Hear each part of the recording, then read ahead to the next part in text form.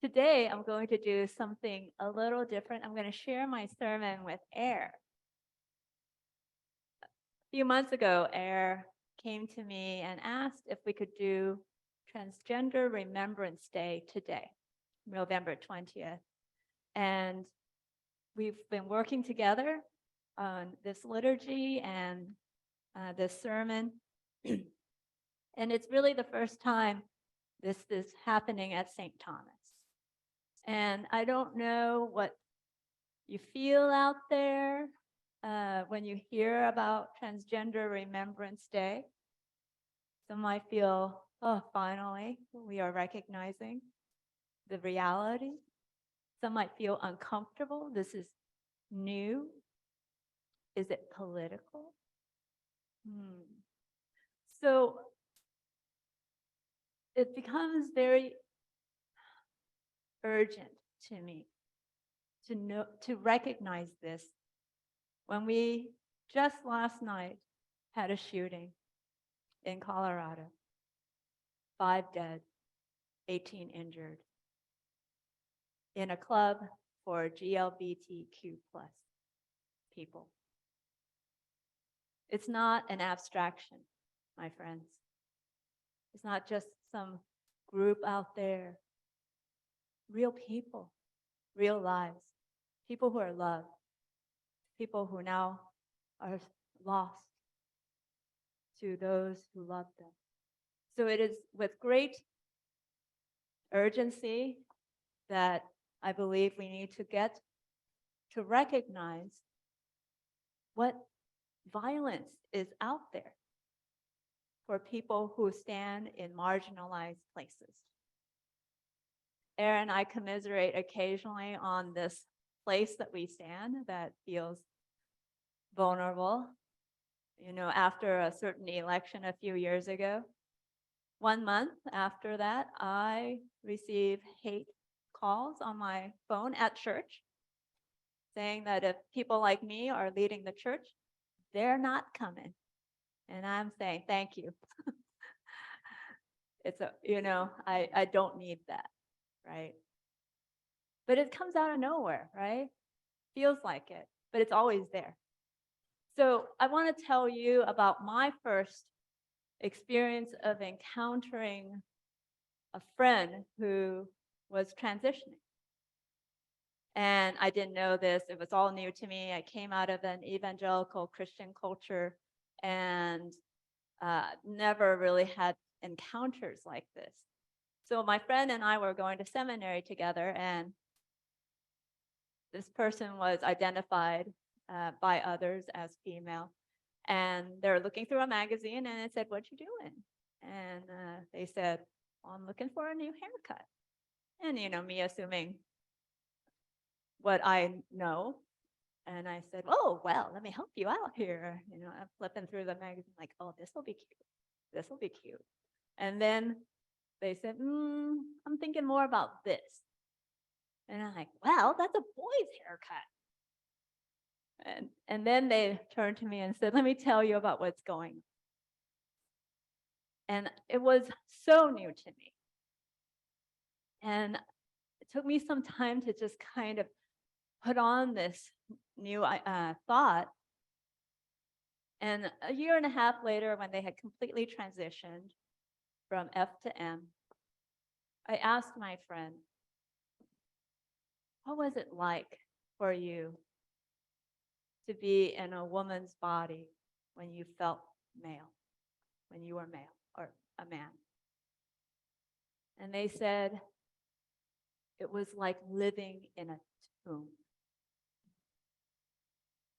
That image of living in a tomb just struck me with such great sadness. This is a person I love who had been living in a tomb almost their entire life. We Christians are not about living in tombs. Jesus broke the tomb. That is not where God wants us to be. The icon of the anastasis has Jesus on top of a coffin, cracked in half. And Jesus rises from the dead, not for his own sake, but in the icon, Jesus grabs Adam and Eve as he rises to pull all of humanity from death. We are people of the resurrection, not the resuscitation. Resurrection means new life, not the same life. It means a living into a life that is unknown and new and breaks what the old thing was. So when Jesus rises from the dead, it's not to start it all over again and do the same thing.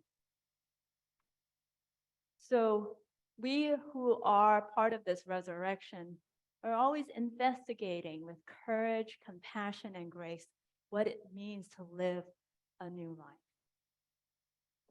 And now I invite Air to tell their story. Thank you, Air, for being with us today. Hello, everyone.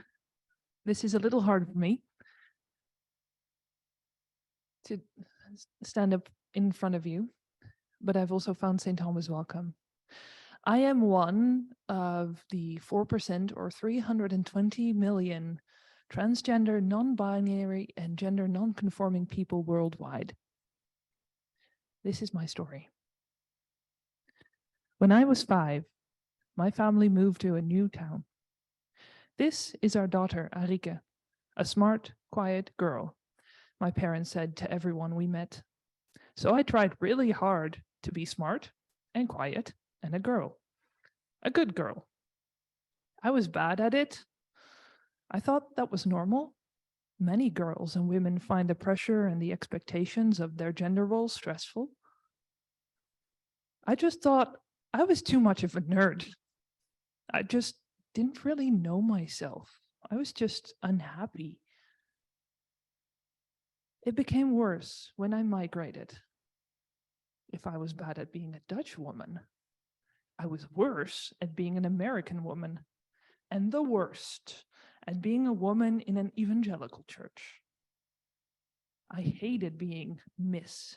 I hated being Erica. That's not my name, I thought. That's not me. I felt angry, bitter, sick to my stomach, and like I was wearing a mask all the time. And when it's that bad, that is called gender dysphoria. I met somebody like me, gender fluid, at a dance. Somebody who was sometimes a man, sometimes a woman, sometimes both, sometimes neither.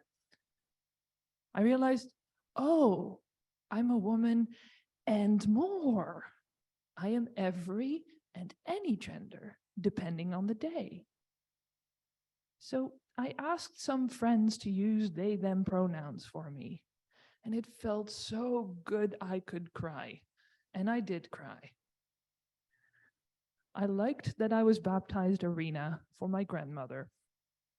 So I decided to keep Arike for my feminine name and for my Dutch name. And I adopted Air as my gender-neutral name and Aaron as my masculine name. And I chose to use Air in English. The thing is, coming out is scary and lonely, especially when you can't hide it. You can lose your job and the roof over your head, your family. You hear about a lot of exclusion and violence and discrimination. I was lucky. I just lost friends and my professional network and my church. But I got to keep the people I love the most in the world. I made new friends, and I decided I was going to keep God, no matter what anyone said, though that was hard. But a church can be a place of new friends and new family, a place where people like me can keep believing in God, a community in a world determined to exclude us, whether that's never to talk about us in school, like in Florida, or a state that will imprison our parents for the crime of supporting us, like in Texas. So as a non-binary person, I ask you, as a welcoming church, Please be a sanctuary in a broken world. We need it. I ask you now in words, but I also ask you every time I speak out like this, or when I ask you to use my pronouns. And you have already been that welcoming community for me, by the way. Speaking of pronouns, if you hear the sentence, "See that stranger in the distance, I wonder who they are." That sounds normal, right? They is an English third-person plural pronoun. On this, everyone agrees. What you may not know is that it has been a third-person singular pronoun since at least Shakespeare. What's new is that one person can use it for themselves. They as a third-person pronoun for a specific person, like me. How we're polite to each other is also changing a little when we're inclusive. Instead of assuming somebody is she and madam by looking at their chest or whether they have wearing earrings. That happened to me. It is much easier to just ask, although it can feel a little awkward. And making a habit out of asking for someone's pronouns and getting them right, it can take a couple months. That's normal. And saying or showing your own pronouns is a way to indicate that you welcome others. So, for example, my mother has started to wear a button saying Petra van de Water, she, her, chaplain, to indicate to all of her patients that she accepts them as they are. And a lot of kids have come out to her, believe me. It's a way to signal safety, to say it's okay that you're different. And you can also reference your linguistic and cultural heritage that way. For example, a lot of people in San Jose have for their pronouns, for example, she, her, ella, to indicate that they speak English and Spanish, or that they are from a Latinx background. So. Thank you, Er. So today on Christ the King Sunday is also this Transgender Remembrance Day on the 20th. And I want to think a little bit about this scene we have from the gospel of Jesus being hung on with the criminals and with probably a whole mountainside full of crosses. This is sometimes called the coronation moment of Jesus. Very strange, right? It doesn't look like a coronation. Jesus isn't placed on a throne, a beautiful chair. Jesus isn't given a bejeweled crown. Jesus instead is lifted high on a cross, and his crown is a crown of thorns. So what we have, this king, is a God of great, infinite grace who has come particularly to be beside the most suffering, those who are the most in need. And one of them beside him is afraid that when he dies, he will just disappear. No one will remember him. He was so insignificant. Those who are on the outside can really feel that invisibilization. Well, I disappear. And he asked Jesus, remember me when you come into your kingdom. This remembering is, I want you to think about it this way, as making a member again, to remember. That's what we do at this table when we remember. Amnesis, remember, rather than amnesia, which is to forget. Those people that were killed last night or early this morning, depending on how you want to think about it, they were dismembered. So here we are in a space when Jesus is with the suffering, and we who follow Jesus, we remember. We do not dismember. And this is part of what we need to understand is that to remember, to make a part of the body is health for the whole body.